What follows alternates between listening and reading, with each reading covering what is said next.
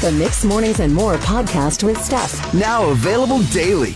Good morning, world. It is January 11th, 2024.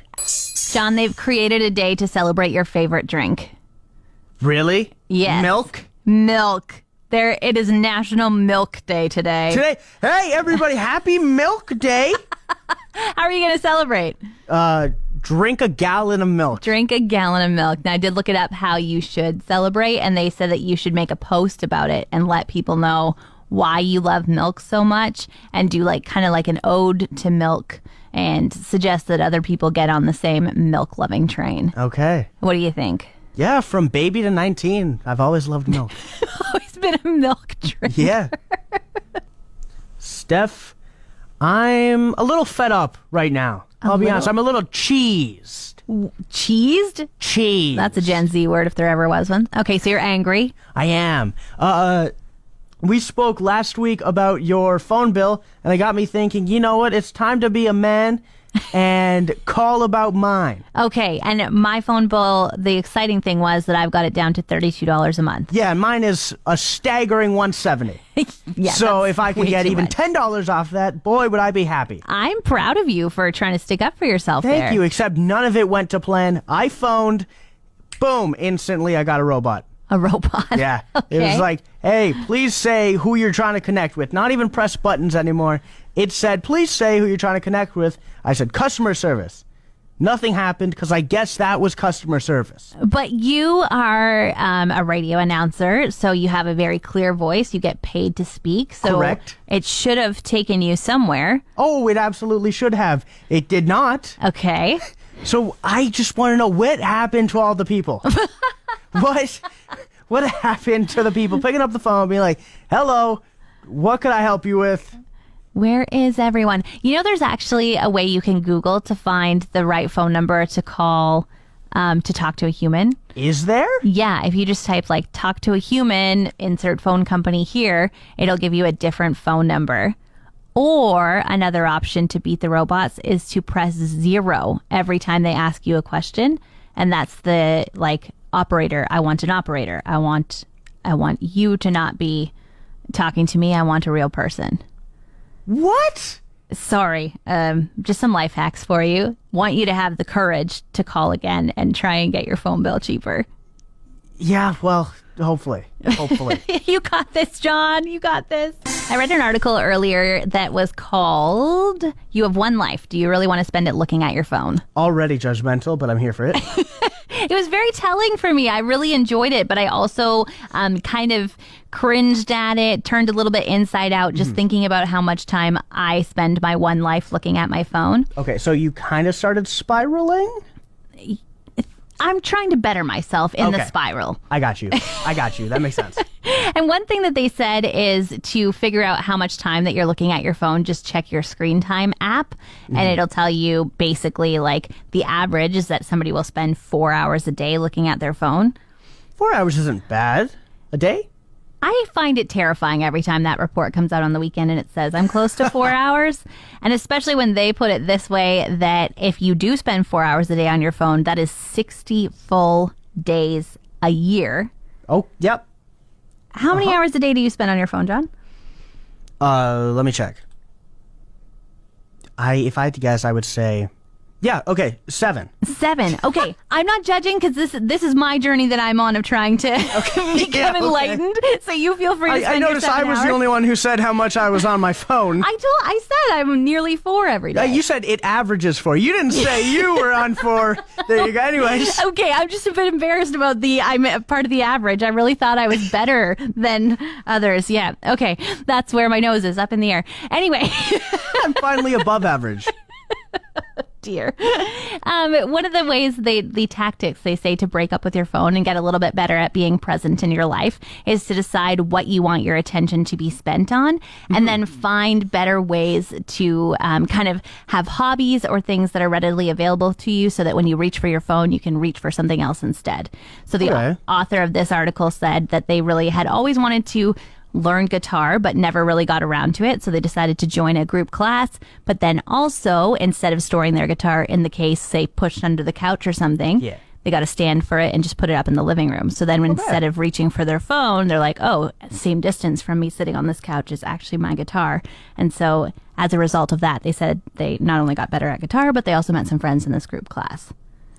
Yeah. No, obviously everything's laid out for you there.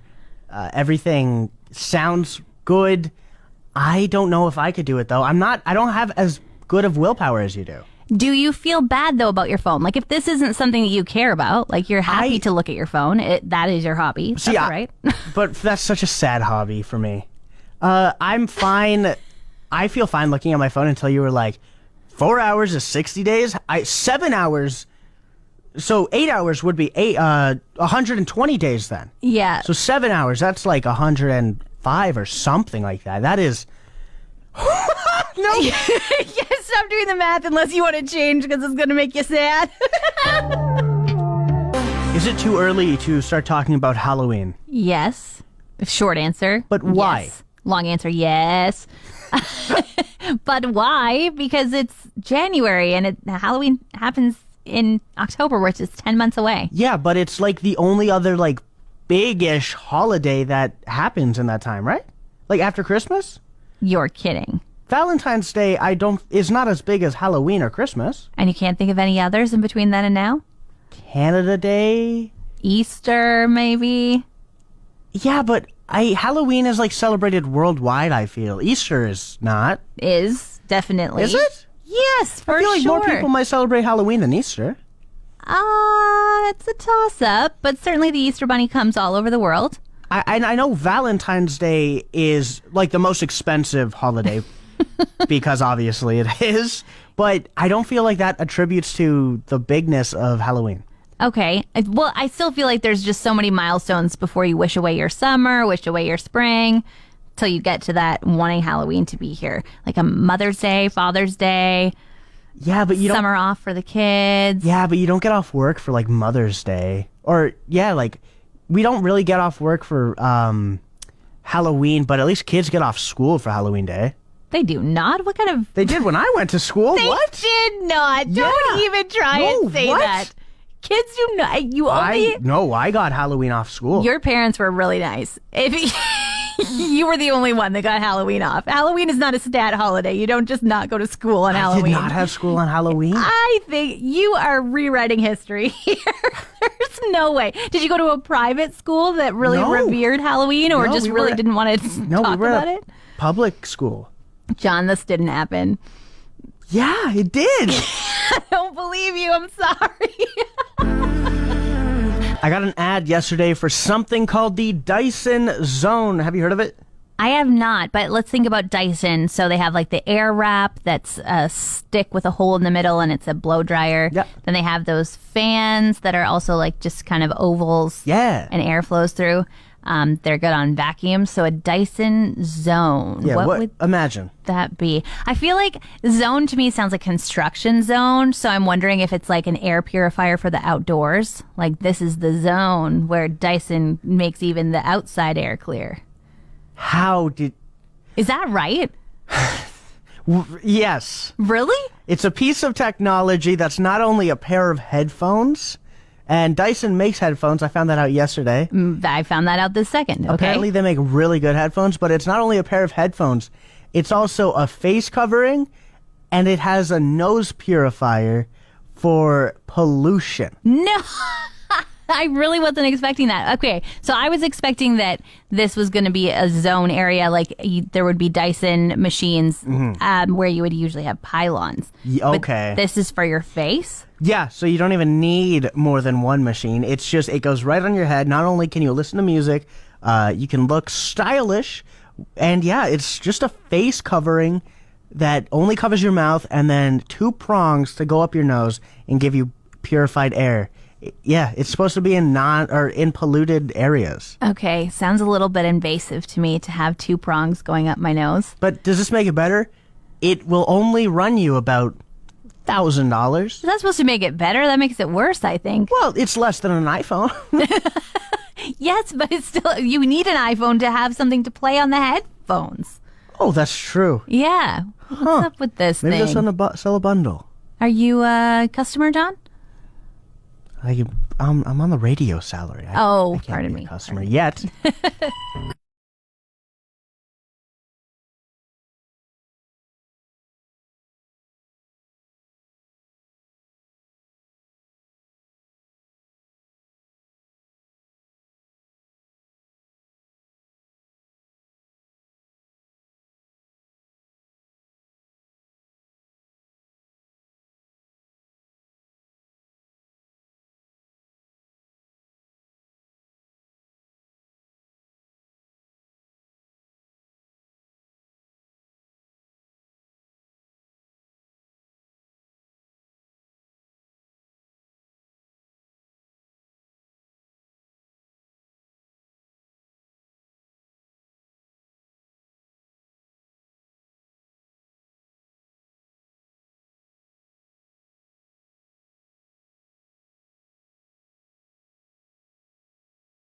My fear in dogs has heightened. Your fear of dogs is heightened. Yeah. Now, did you know I was afraid of dogs? Yeah. By the way you act when the SPCA Pet of the Week arrives, it is very obvious that dog and you is not man's best friend. They are very sweet. Dogs are cute from a distance for me.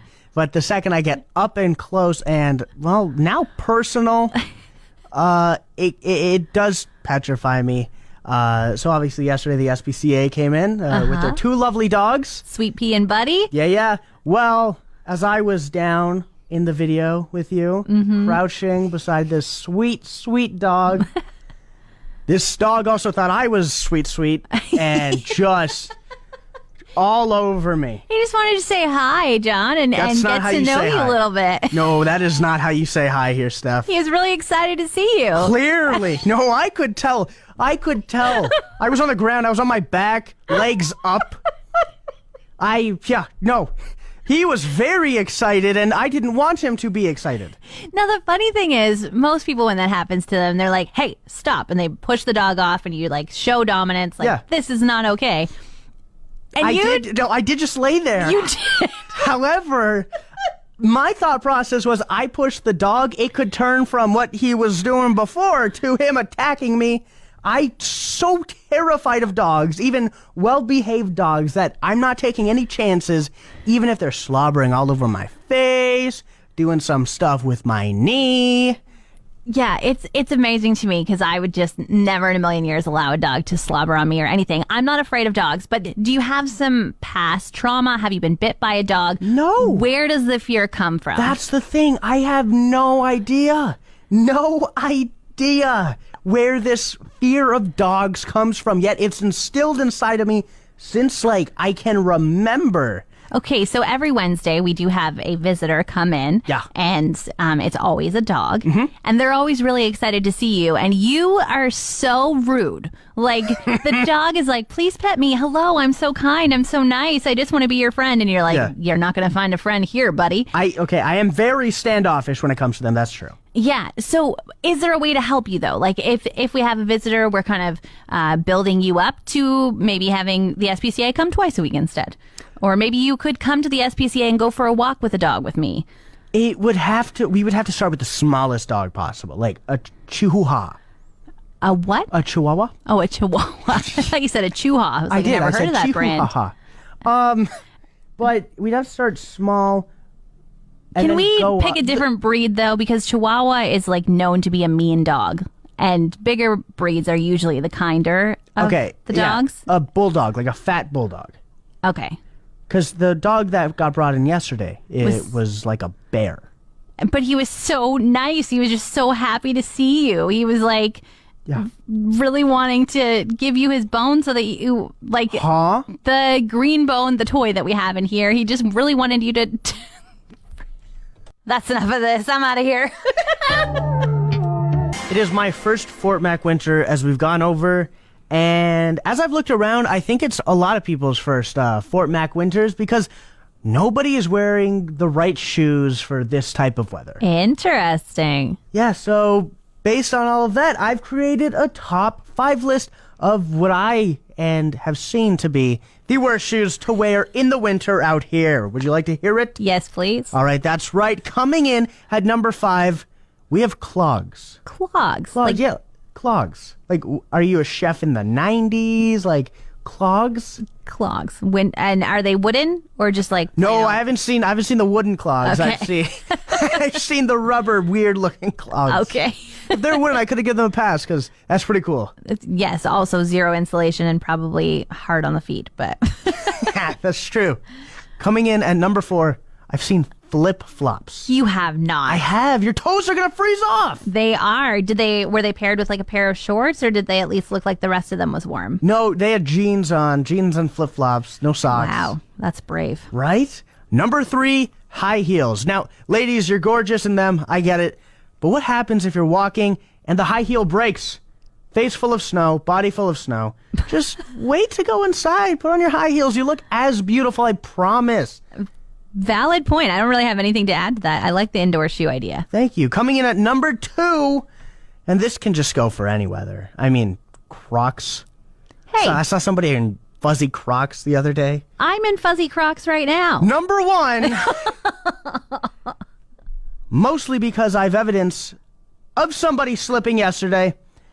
We had a man slip while wearing loafers. Loafers. Okay. Loafers in the winter. Seems like loafers, Crocs, and clogs are very similar shaped shoes. Yeah, maybe there's something in there. Yeah. But loafers, I could have given a pass if he was in a suit. He was in sweatpants.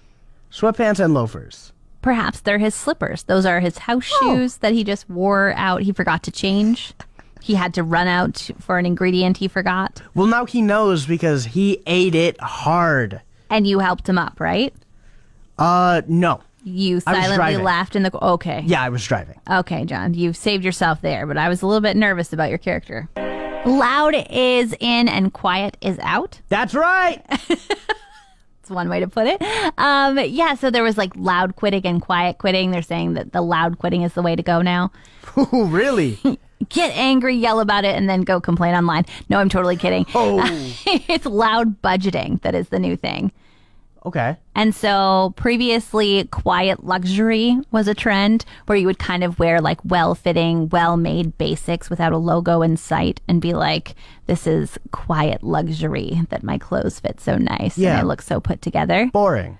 Now they're saying loud budgeting is the thing to do, and it's bragging about saving money, about how frugal you are. This I can get behind. Me too. And it's a trend for the people, you know? Yeah. And stop striving for things that are out of your price range on TikTok to match with the masses that are just being shown in your algorithm. And instead, kind of be proud and excited about the money you're saving. So, I mean, part of that trend is the dupes. So, here's a Stanley dupe. I only paid $7 for it instead of $60, but it looks the exact same and it has the same purpose. It just doesn't have the logo. Yeah. Okay. Another part of that trend in my life, I would say, is never paying full price for fast food. Yeah, with all the apps, and I do that too. Yeah, they send you coupons in the mail, and you can just really plan your meal out based on what's on sale. Another option that I took a part in last week was the getting my cell phone bill cheaper. Yeah, I tried. You got to try again because it didn't work that time. Yours is $175 and mine is $32. Let's try and close the gap there, John. You can also price match at the grocery store. I see. You just told me this. I did not know that was a thing. Yeah, most of the grocery stores price match, and then if you go to Superstore, they do it for you. Any advertised price in a flyer, they have already taken the work to put that down for the right price for you. Also, you can get your meat on sale. If you buy it, say, on a Monday at Freshco, a lot of times there's 50% off meat there. And if you're going to make it that night anyway, or you're just going to put it in the freezer, it really doesn't matter if it's about to expire. Another thing I can brag about, loud budgeting. My husband fixes all our cars for us. That's a big one. Yeah, it saves us a lot of money. Yesterday, he put a new water pump in our truck, and it took him 3 hours. So that was nice to save that. And then scouring thrift stores, just looking for things that you might need that somebody else has decided they didn't need anymore, and you can get it for a discounted price. So loud budgeting is in, and I am so here for it. Want more of today's show? Download the Mixed Mornings and More podcast. Now available every weekday.